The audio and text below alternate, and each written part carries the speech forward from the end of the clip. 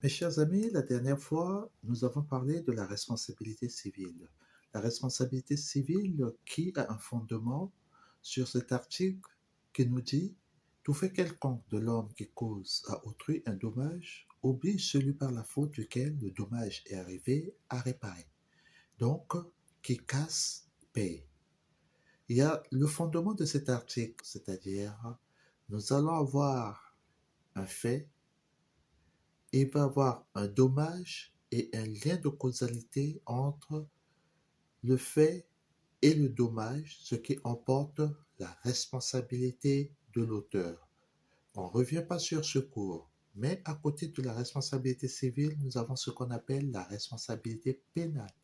La responsabilité pénale va concerner un fait volontaire ou involontaire qui va troubler l'ordre public.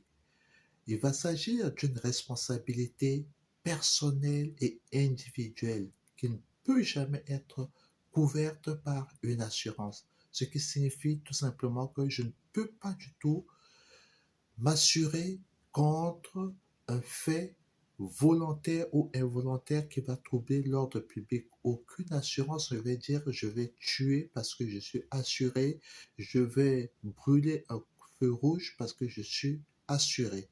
L'assurance ne couvre pas la responsabilité pénale. Le code pénal va distinguer trois catégories d'infractions dans l'ordre croissant de gravité. Nous savons qu'il y a ce qu'on appelle les contraventions, les délits et les crimes. Les contraventions vont être les infractions les plus petites. C'est des infractions qui seront punies d'une simple peine de police, des amendes par exemple. Après, lorsque nous montons en catégorie d'infraction, nous sommes dans le délit. Les délits vont être des infractions qui vont être punies d'une peine inférieure ou égale à 10 années de prison. Plus loin encore, et des amendes bien évidemment. Plus loin, on va avoir des crimes qui auront une peine qui va être supérieure à 10 ans et jusqu'à la réclusion criminelle à perpétuité. Donc l'action pénale va être déclenchée par la victime de l'infraction si elle se constitue partie civile ou par le procureur de la République qui représente. Donc il y a eu un trouble à l'ordre public et l'ordre public est représenté par le procureur qui va mettre en mouvement l'action publique, c'est-à-dire que la justice va se mettre en action pour punir la personne qui a été l'auteur de cette infraction qui a troublé l'ordre public. L'auteur matériel de l'infraction est celui qui commet matériellement les actes de l'infraction. Le coauteur, le complice est celui qui participe matériellement à l'action aux côtés de l'auteur principal. L'auteur peut être une personne physique ou une personne morale. On parlera de personne physique lorsque c'est une personne qui a établi d'une manière certaine la réalité d'une infraction.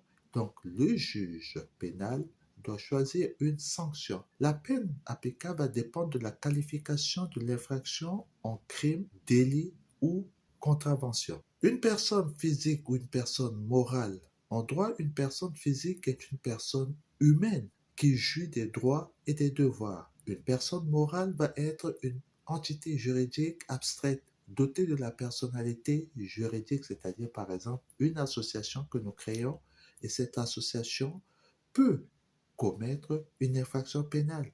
Par exemple, ne pas faire des déclarations de son actif ou bien faire des faux et usage de faux dans l'intérêt de cette association. Donc, les crimes, les homicides, les viols, les violences de toute manière à main armée, c'est-à-dire les infractions qui vont être punies d'une prison supérieure ou égale à 10 ans de prison et vont être punies d'une réclusion criminelle aussi, par exemple, jusqu'à la perpétuité, avec d'autres peines complémentaires telles que la privation de droit, la confiscation, l'injonction de soins, etc.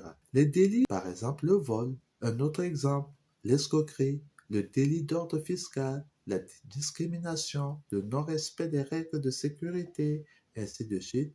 Ce sont ces infractions qui sont punies d'un emprisonnement d'un maximum de 10 ans ou plus avec des amendes à peu près de 3 750 euros. Les contraventions, ça va être ces infractions auxquelles vous allez le plus souvent être soumis. Mais malheureusement et heureusement aussi pour vous, vous n'êtes pas officier de police judiciaire, vous n'êtes pas de juge non plus.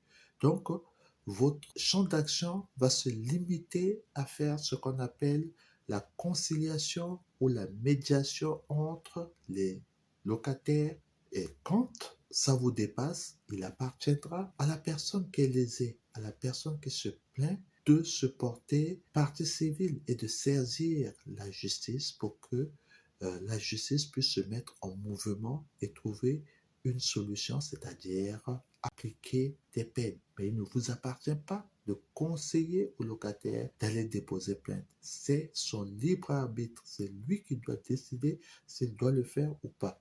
Mais vous, en tant que gardien d'immeuble, votre rôle va se limiter seulement à la médiation entre les deux clients que nous appelons des locataires. Donc, les personnes morales peuvent aussi être sanctionnées par le versement d'amende. Parce que vous savez qu'une personne morale ne peut pas aller en prison. Comment voulez-vous prendre une association et la mettre en prison? Donc, elles peuvent être sanctionnées par le versement d'amende. Le juge peut aussi prononcer diverses mesures à leur encontre, par exemple une dissolution lorsque la personne morale a été créée ou détournée de son objet, ou d'autres sanctions qui vont vraiment frapper les personnes morales. On ne va pas entrer dans les détails parce que ce n'est pas le rôle. Donc, vous, en tant que gardien d'immeuble, il faut juste savoir que vous pouvez être victime d'une infraction pénale ou être auteur d'une infraction pénale.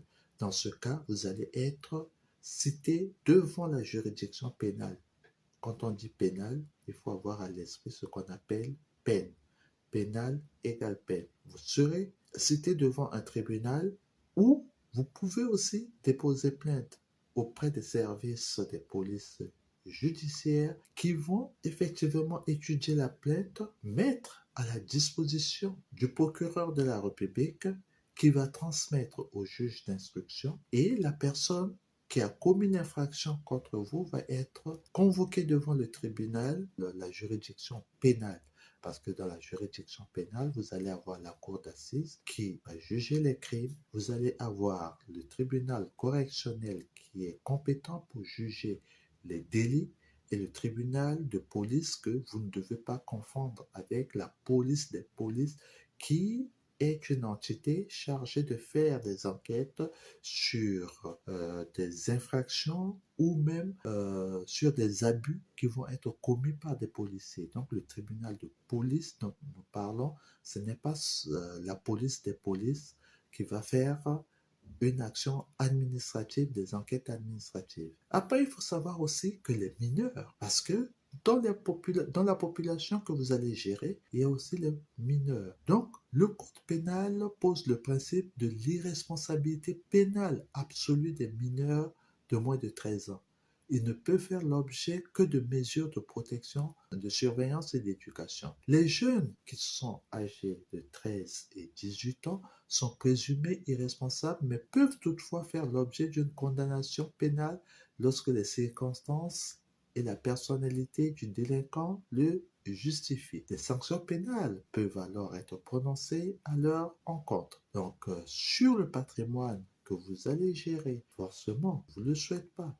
Il peut y avoir des jeunes de moins de 13 ans qui vont commettre des infractions pénales. L'actualité a été défrayée par une personne, un mineur de 14 ans, qui malheureusement avait commis un meurtre sur un chauffeur de taxi. Il y a encore un autre mineur qui a été déféré devant la justice pour des faits de viol. Ce qui veut dire que ce n'est pas parce que c'est des jeunes, c'est des mineurs qu'ils ne peuvent pas être auteurs des infractions pénales. Mais il faut juste retenir que le plus souvent, ils vont faire l'objet de mesures qui vont être moindres par rapport à des peines qui seront appliquées à des actes des adultes qui auront commis des infractions pénales. Donc, le mineur peut aussi participer à la réparation du dommage qu'il a causé en effectuant une activité d'aide au profit de la victime ou de la collectivité, c'est-à-dire, par exemple, peut planter des fleurs, il peut balayer la rue, il peut faire certaines choses, ou parfois ils sont dans des centres fermés, des centres éducatifs fermés, ou il peut être aussi en milieu ouvert. Donc voilà à peu près ce que nous pouvons dire sur la responsabilité pénale dans ce cours que vous, en tant que gardien, vous pouvez malheureusement faire face. Je vous remercie et on se dit à très bientôt. Au revoir.